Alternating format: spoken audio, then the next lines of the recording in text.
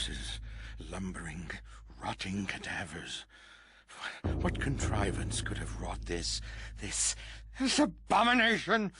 Disease, science, blasphemous occult rituals. How can something so dead, yet be so alive and hungry? They lust for flesh, human flesh, and feast upon all the sweet breads a man has to offer.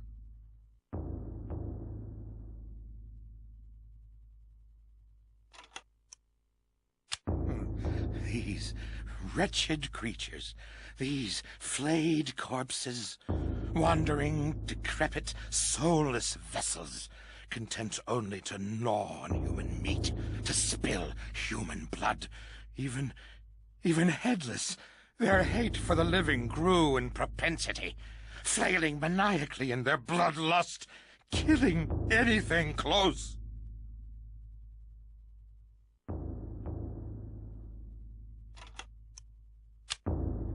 Neither the embalming salve of their wrappings nor the numbness of death could override the dominating madness that is Xenotarth, controlled, prodded into an existence by an incessant cacophony of voices penetrating every level of their psyches. These corpses are coerced into life, ambling, moaning, shrieking.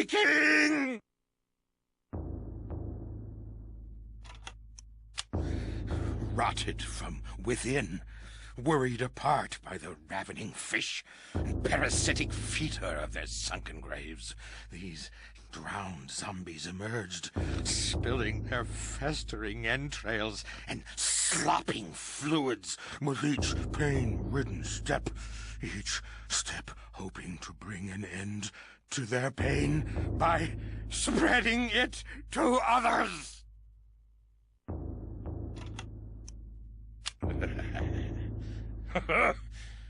There are worlds beyond this one, worlds as we've never seen.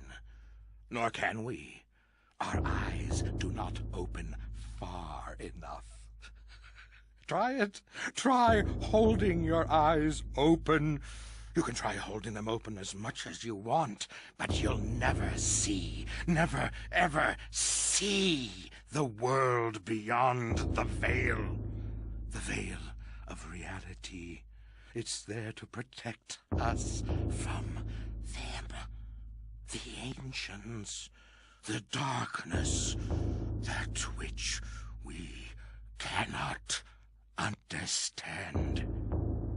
Nor should we.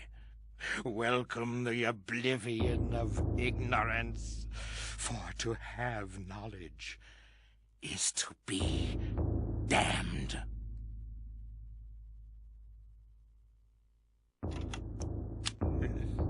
They are amongst us. I knew they would come after me, for I knew their devices, their depraved methods, creatures wearing human skins as we wear clothes to cover their hideousness from our eyes, so they might consort insidiously with our species, infiltrating, manipulating, playing us against each other. Damn our eyes! We are blind to them, but I knew. Oh, yes, I knew. I knew they were there, plotting behind that door. One has to be careful. One must separate their heads from their bodies. And, yes, fire is the key to purge their souls from this earth, sending them whimpering to their masters in the beyond! The devils inside the servants' skulls were trying to kill me. They plotted behind doors locked and barred and planned the downfall of the human race. I took care of the ones around me, stopped their plans.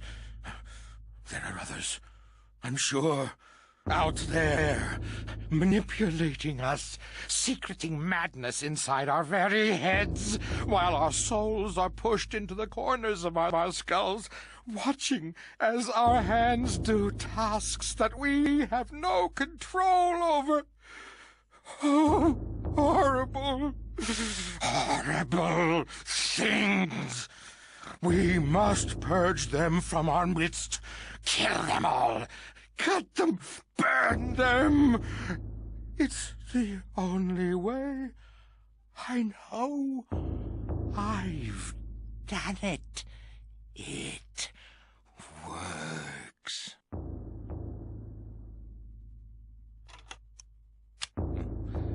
They are so close, their stench fills the air. You can smell them, I tell you, somewhere between the spice of vanilla and the bitter sweetness of pustulent rot. Those creatures inhabit the bodies of men and women, exorcising the human soul and replacing it with their own putrid spirits. But they couldn't fool me. No, not at all. I could smell them, you see. They were all around me. Dear God, all around. I knew what I had to do. They had to go. By blade and bullet, I had to get rid of them. Don't you understand?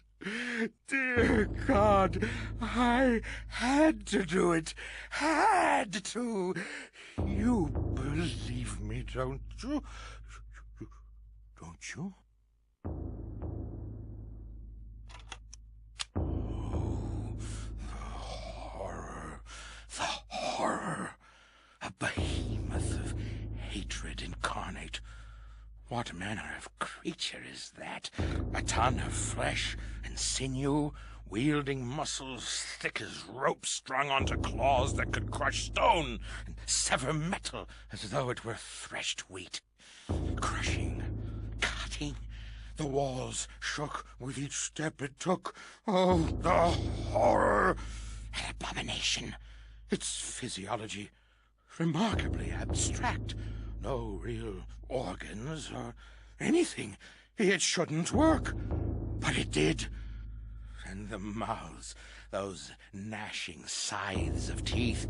I tell you, it existed only to eat, to consume, to gnaw, to bite, to devour.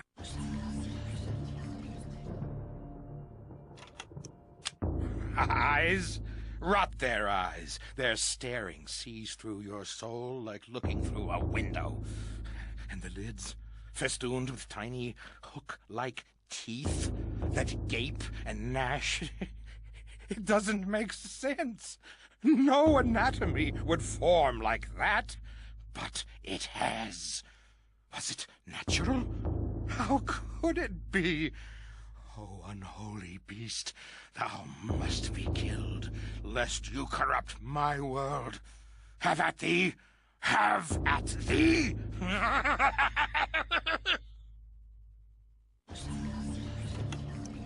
They have no eyes, but they can see, I tell you.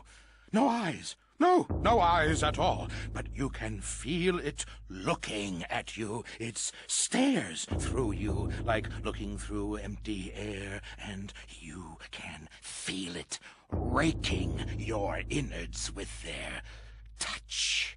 The shiver of their senses combing your bowels through empty space. Oh, horribleness!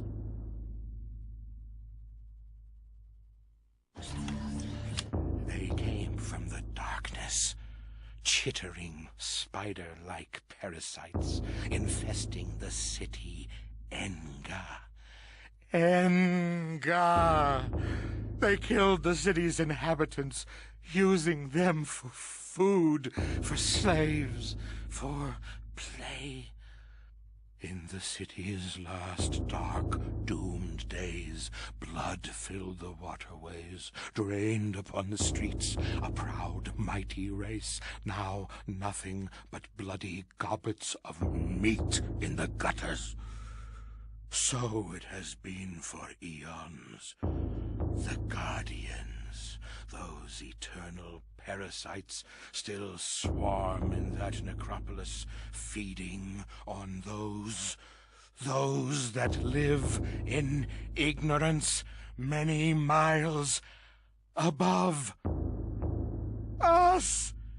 Damn you, listen to me! They feed on us!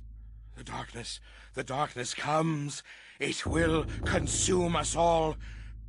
We must fight them, or all is lost.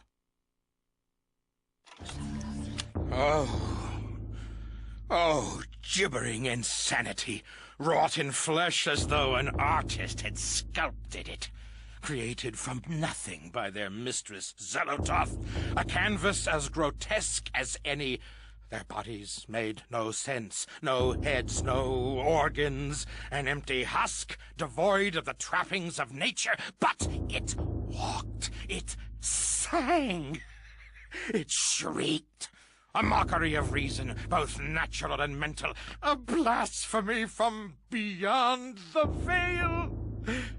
The veil has opened, and we should not see beyond. We weren't meant to, never, ever meant to. Oh, give us the blessing of ignorance, the happiness of oblivion. Innocence can only be tainted, never returned. Deep in those ancient caverns, a great city was lost, long before we humans, long before. The proud city of Engar, decadent and trusting, and it was their downfall.